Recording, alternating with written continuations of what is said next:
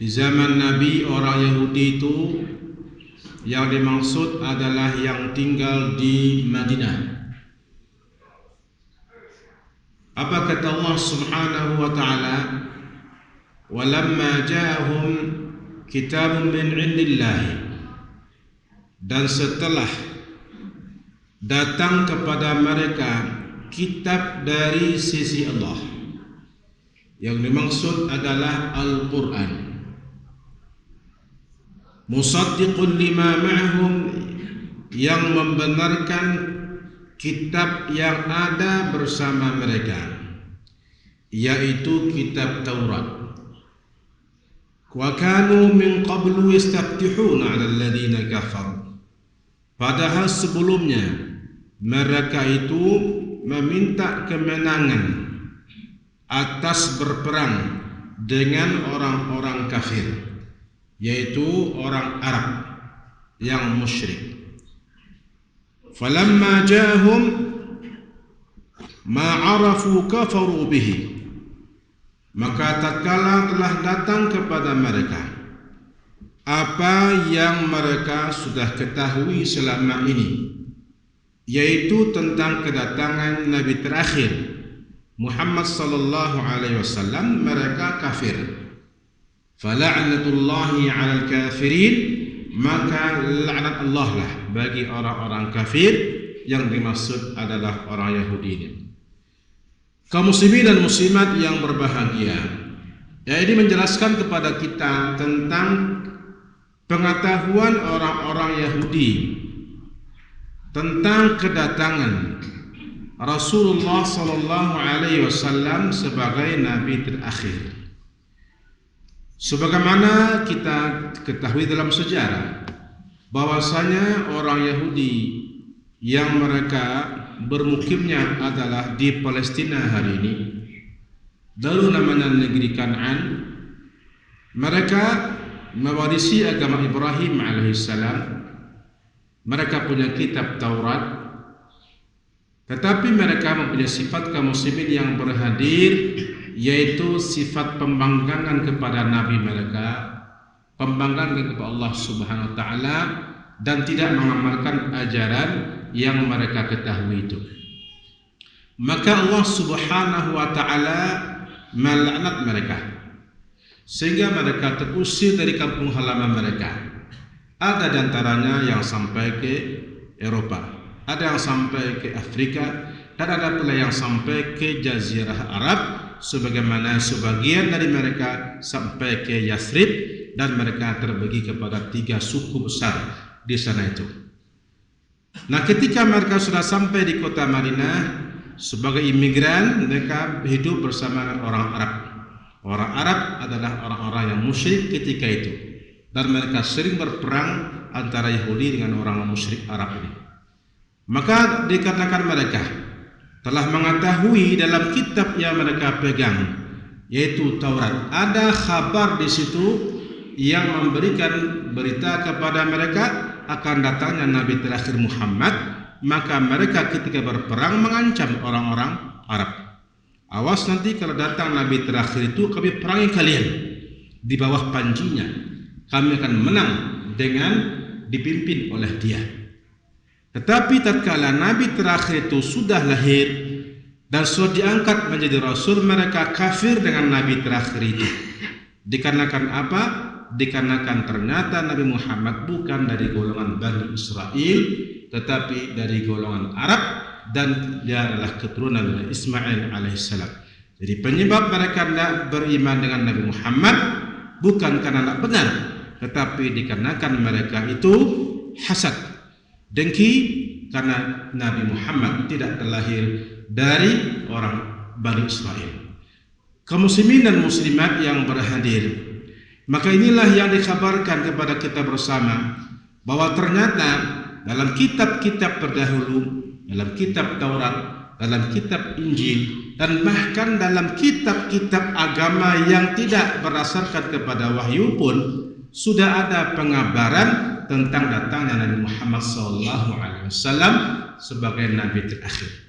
Dan bahkan di zaman jahiliyah, para dukun pun para dukun pun sudah mengetahui dari berita setan bahwa akan datang Nabi terakhir namanya Muhammad, ayahnya Abdullah, kakeknya Abdul Muttalib, sudah jelas bagi mereka, dan nanti kita sampaikan beberapa cuplikan kisahnya di dalam sejarah.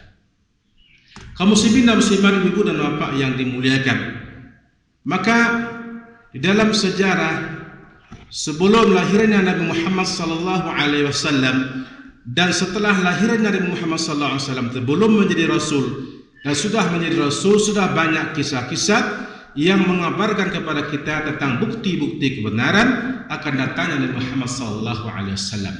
Di antaranya kaum muslimin kisah tentang Zaid bin Amr bin Nufail. Zaid bin Amr bin Nufail. Dia adalah seorang Arab yang hidup di zaman jahiliyah. Beliau adalah ayah seorang sahabat Nabi yang bernama Sa'id bin Zaid.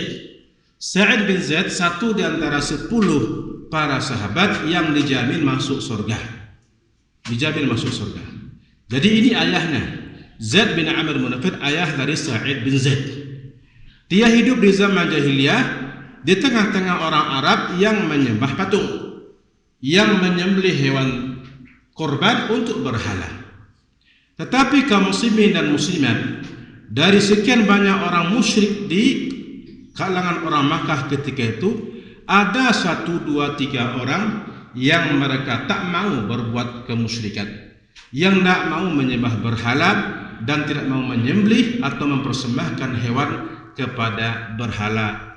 Maka diantaranya adalah Zaid bin Amr bin Nufail. Juga ada seorang lagi yang bernama Waraqah bin Nufail, yang dalam sejarah ketika Nabi SAW menerima wahyu di Gua Hira untuk pertama kali, Nabi turun dari Gua Hira dalam keadaan ketakutan, lalu ditendangkan oleh siapa? Oleh Siti Khadijah. Oleh Siti Khadijah bertanya kepada sepupunya Waraqah bin Nufail, kata Waraqah, itu adalah Jibril yang pernah datang kepada Musa alaihissalam. Maka kaum muslimin yang berhadir, dikisahkan dalam sejarah bahwasanya pada suatu hari si Zaid bin Amr bin Nufail ini bersandar dia ini di Ka'bah sambil mengendarai ontanya.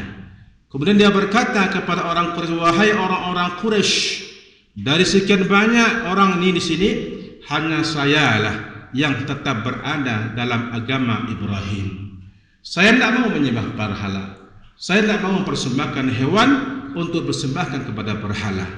Tetapi ya Allah, kalaulah aku tahu bagaimana cara beribadah yang benar menurut agama Ibrahim, aku lakukan. Walakinni la a'lamu. Tetapi saya tidak lagi tahu bagaimana cara beribadah menurut agama Ibrahim itu. Maka dia sujud menghadap ke Ka'bah di atas kendaraannya tersebut. Ini kondisi kaum muslimin umat Arab, orang Arab ketika itu, di mana ilmu tentang millah Ibrahim, tentang agama yang diwariskan dari Ibrahim sudah hilang ketika itu. Tak ada lagi ulama, tak ada lagi orang yang bisa ditanyai, termasuk orang awam pun tak kenal lagi bagaimana cara beribadah menurut millah Ibrahim alaihissalam. Maka pada suatu hari beliau ini pergi ke negeri Syam. Untuk apa? Untuk mencari agama yang benar. Dia tidak merasa senang tinggal di Makkah. Dia cari agama yang benar. Masih adakah orang yang meluk agama Ibrahim di sana? Maka mereka ditemuilah orang-orang, ternyata ditemuilah orang Yahudi dan orang-orang Nasrani.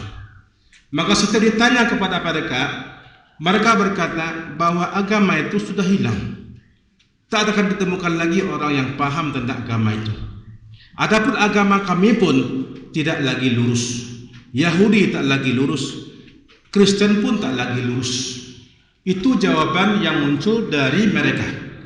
Tetapi kata mereka, orang-orang Yahudi Nasrani, para rahib, pendeta, pastor segala macam itu, mereka menyarankan bahwa tunggulah nanti datangnya seorang nabi terakhir yang dalam zamannya adalah zaman sekarang ini.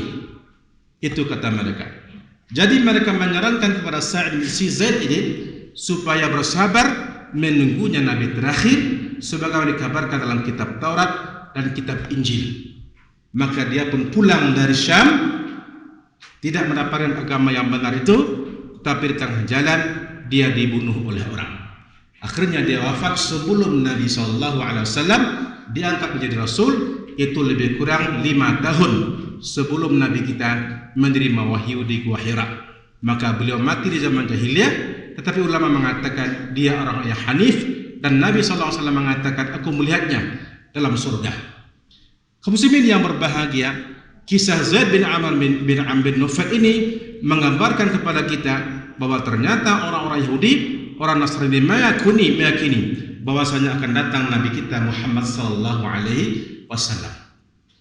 Begitu pula tentang kisah Salman Al-Farisi, seorang sahabat Nabi sallallahu alaihi wasallam yang berasal dari negeri Persia, bukan orang Arab. Persia pada hari ini adalah Iran dan Irak. Mereka bukan orang Arab. Nah, Salman Al-Farisi ini terdampar, berputar-putar dia mencari kebenaran. Mulai dia adalah agama Majusi, penyembah api, kemudian dia tertarik untuk masuk agama Kristen. Bertanya dia kepada mereka, di mana pusatnya? Kata orang Kristen, di negeri Syam. Maka pergilah dia ke negeri Syam dalam rangka menuntut ilmu. Maka datanglah kepada seorang pendeta, lalu berguru kepadanya sampai pendeta ini wafat. Sebelum wafat dia bertanya, siapa lagi akan ditanyai? Kata pendeta, pergilah ke sana lagi. Dapat pula pendeta yang 2, sampai ketiga, sampai berikutnya, sampai habislah pendeta ditemuinya, dan pendeta yang terakhir mengakui bahwa tak ada lagi orang yang bisa aku sarankan untuk tempat kau belajar. Tapi tunggulah masanya, kata beliau, akan datangnya Nabi terakhir namanya Muhammad itu, yang negerinya adalah negeri Arab, dan dia hijrah ke negeri yang banyak pohon kurma. Apa cirinya guru? Cirinya yang pertama, dia mempunyai khatam kenabian, stempel kenabian di punggungnya. Ciri yang berikutnya, tak mau makan sedekah, tetapi mau makan hadiah. Kalau itu bertemu, itulah dia. Akhirnya dikumpulkanlah harta, berjuang dia mencarikan uang, akhirnya bertemu dengan rombongan kafilah dagang yang berasal dari kota Madinah, yang hendak pulang kembali ke Madinah. Dia berbonceng dia. Tapi ada syarat, dia harus bersedia menyerahkan seluruh hartanya. Akhirnya dia sediakan, dia serahkan hartanya demi bisa sampai di negara. Ternyata tengah jalan dia dijual sebagai budak, dikecuh dia. Dijuallah dia kepada orang di tengah jalan sebagai budak.